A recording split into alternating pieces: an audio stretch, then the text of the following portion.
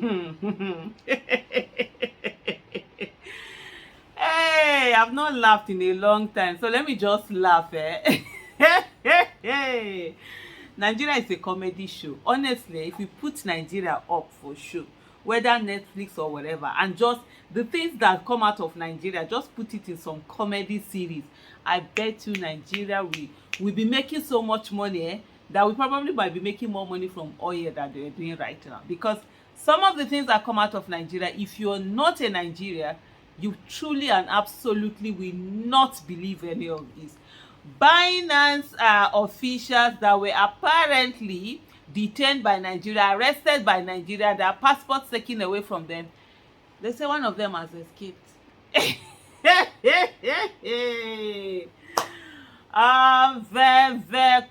you heard me right. One of them has escaped.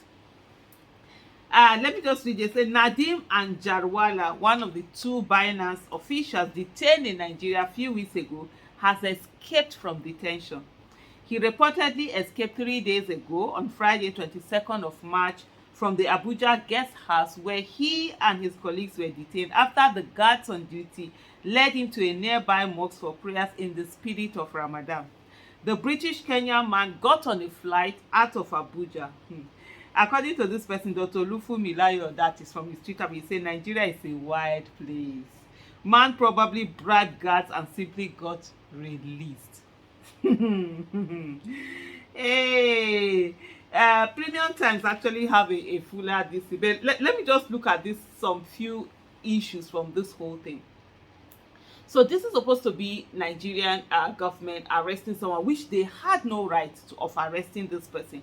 As far as I'm concerned, I don't even know whether this one is arrest or merely abduction or kidnap. It looks more like kidnap than an arrest, because you invited these people to come into Nigeria to have a meeting with you, and then the next thing you arrest them. Who does that?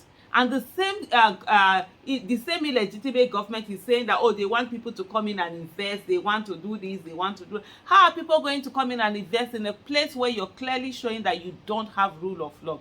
But anyways, apart from that, is to say that their passports are apparently, from all the reports that we had earlier, their passports were taken away from them. So this person that is supposed to be under the custody of the state is so loose, right, that this person can walk out of it, walk to the airport, board a plane, and leave. How did he get his passport back? Or did he do another passport? And even if he got his passport back, how did he fly out of Nigeria? You didn't put something that will pick up that this person, this particular name is under something, no fly, whatever. Is that easy to walk out of and work this in? Anyway, let me look at the full report from Premium Times. It says exclusive detained Binance executive escapes from custody in Nigeria. Mr. Anjarwala escaped a day after the Nigerian government slammed a 4-count criminal charge on him. Tigran Gambarian and Binance. I don't understand. What criminal this? If you want to ban this, do it in your country. What's their own? What crime did they commit? They are doing their own business. They are there. Yeah, there are people in your country who are doing the business with them. You now not want your people to do. Then tell your people what's their business. They have a platform, a financial platform, where they are doing the things they're doing. So how does it? Nadeem Anjarwala, one of the two Binance executives detained in Nigeria for alleged tax evasion and other offenses. Tax evasion. Are they doing business in Nigeria? Is the business whatever in Nigeria? So how are they tax evasioning you when they are doing their own thing? If it's your own people, your own Nigerian people that are doing it, that are living in Nigeria, that are going to be talking about tax evasion thing with them.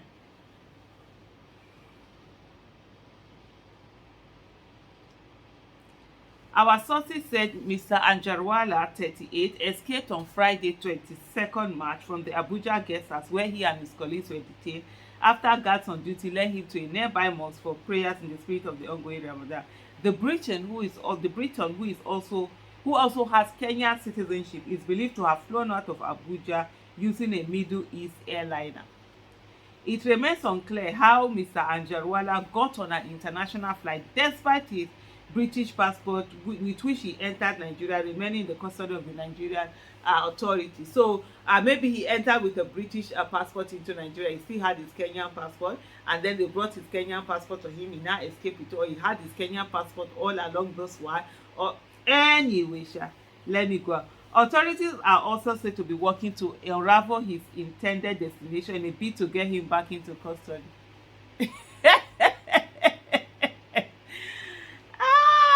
Nigeria, Nigeria, my country. Oh Lord, have mercy.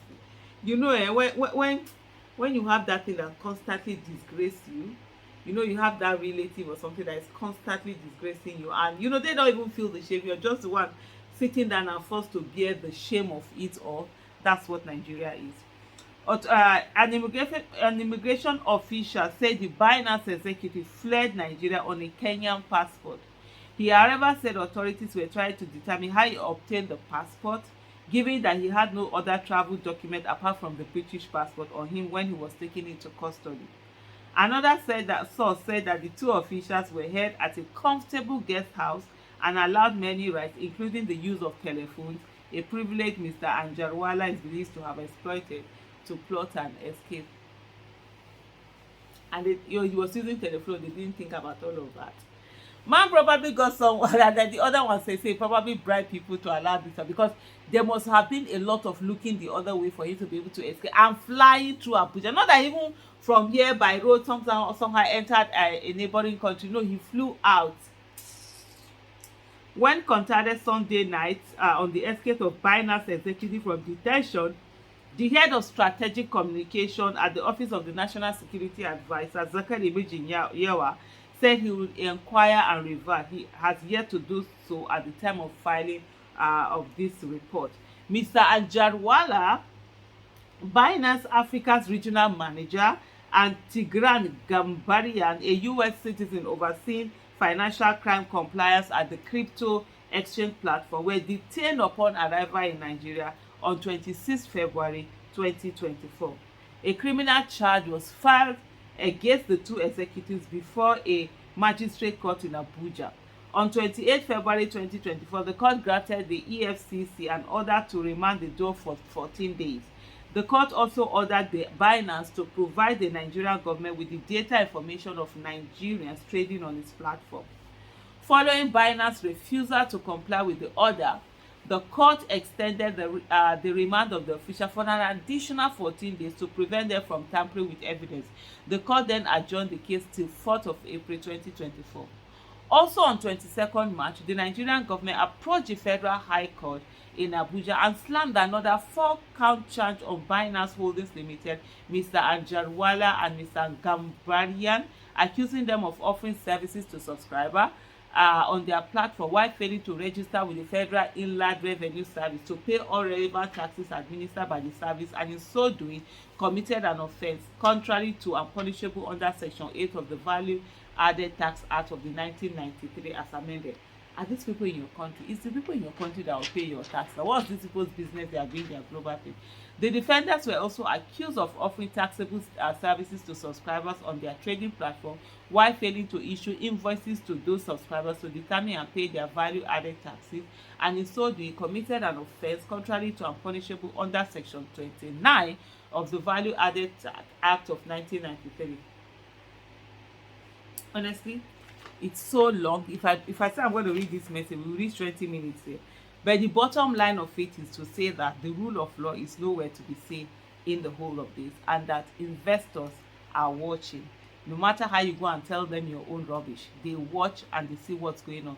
Nobody is going to come into a country and invest where a court can be used anyhow to do anything with that business.